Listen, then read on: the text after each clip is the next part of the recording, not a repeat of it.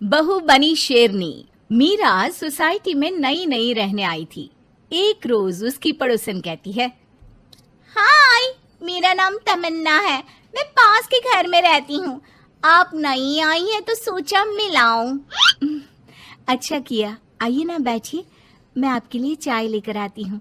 अरे नहीं, चाय तो मैं साथ लाई हूँ। सोचा आपने अभी अपना किचन सेट किया होगा कि भी नहीं। ये तो अच्छा किया, सच बहुत मन था चाय पीने का। ये मेरे हाथ के नमकीन खाइए। मीरा और तमन्ना में दोस्ती हो जाती है, लेकिन धीरे धीरे पता चलता है कि दोनों हैं एक दूसरे से बिल्कुल अलग।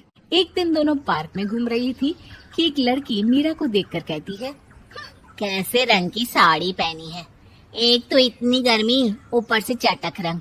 कितनी गवार दिख रही है ना ये पीली साड़ी वाली।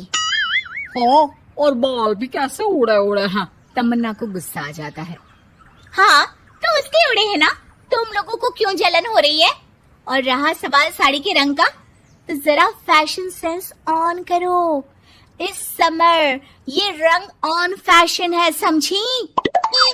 वो दोनों लड़कियां तमन्ना से लड़ने आ जाती हैं कि अरे छोड़ ना, जी रहने दीजिए। हाँ, सही कह रही हैं, खराब ही तो है मेरे बाल और साड़ी, आप प्लीज जाइए यहाँ से। अरे क्यों इतना स्वीट बनती है तू सबसे? हर किसी को जवाब दिया करना। अरे क्या करना है, वो बुरा बोल रहे हैं तो अपना मुंह भी खराब कर ले क्या?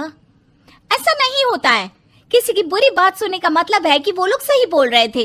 अरे किसी के बोलने से क्या होता है, हम क्यों अपना मुंह खराब करें? खैर, मीरा शांति से रहती, बच्चों को देखती खिलाती। उसका पति काम के सिलसिले से हमेशा बाहर ही रहता था, तो वो कोशिश करती कि उसके बच्चों को किसी भी चीज की कमी ना हो। एक रोज सास कहती है, अरे सारा दिन बच्चों में लगी रहती है।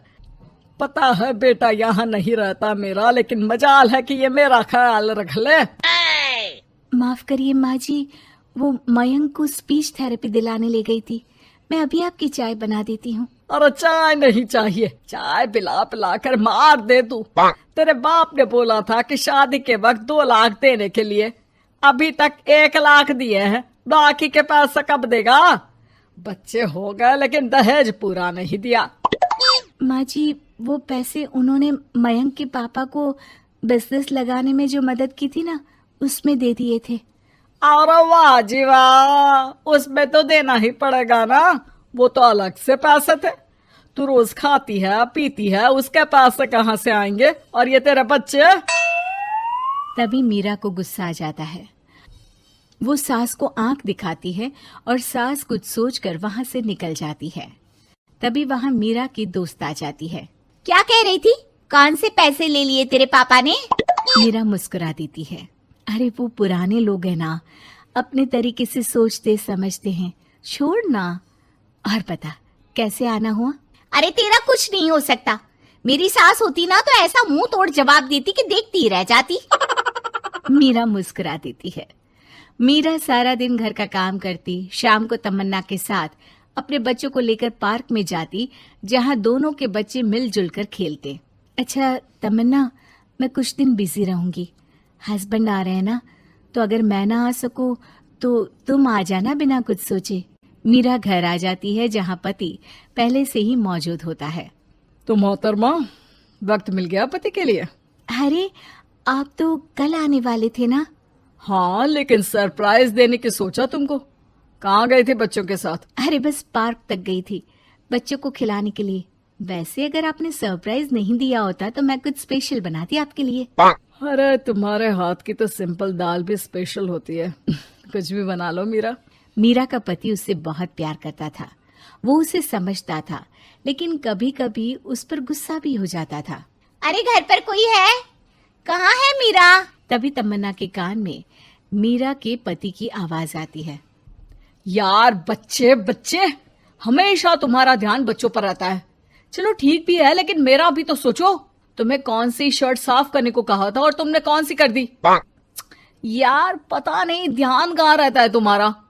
जरा सी भी स्मार्टनेस नाम की चीज नहीं है, न बोलना आता है न समझना। मुझे आपने सफेद शर्ट साफ करने को कहा था, ये सफेद ही तो है।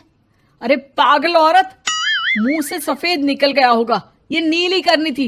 लेकिन तुम खुद की अकल लगाओ तब ना पता चले कि कौन सी करनी है। तमन्ना बाहर खड़ी सब सुन रही थी। उसने वहां से निकल जाने में ही भलाई समझी, लेकिन अगले रोज पार्क में। देखो, मुझे गलत मत समझना, मैं ये नहीं कह रही हूँ कि तुम अपने पति से लड़ो या उसका मुंह तोड़ दो, लेकिन अपनी बात रखना तो सीखो। जमाना ऐसा नहीं है कि कोई किसी को कुछ भी सुना दे और अगला चुप रहे। चुप रहना ठीक है, लेकिन एक लेवल तक। मैं समझ रही हूँ तमन्ना, लेकिन मेरा नेचर कभी रहा ही नहीं। हाँ, मुझे भी गुस्सा आ जाता है, लगता है गलती कहाँ है, पर समझ में ही नहीं आता कि बोलूं क्या। खैर, बात आई गई हो जाती है। एक दिन मीरा के घर में बैठ तमन्ना और मीरा चाय पी रहे होते हैं कि वहां मीरा का बेटा रोते हुए आता है। मीरा घबरा जाती है। क्या हुआ बेटा? बेटे का रो रो कर बुरा हाल होता है, वो सिसकियां भर रहा होता है। क्या हुआ बेटा, कुछ तो बताओ। तभी पीछे से मीरा की बेटी भी आ जाती है। क्या हुआ भाई को बेटा? माँ, नीचे एक अंकल ने उसकी हंसी उड़ाई, उसे तोतला बोला। मीरा को बेटी की बात सुनकर गुस्सा आ जाता है। वो दौड़कर पार्क में बेटी के साथ जाती है। तमन्ना भी मीरा के पीछे जाती है। कौन थे अंकल? हाँ, वो लाल शर्ट वाले। क्या आपने मेरे बेटे को तोतला बोला? हाँ, क्योंकि वो तोतला रहा था।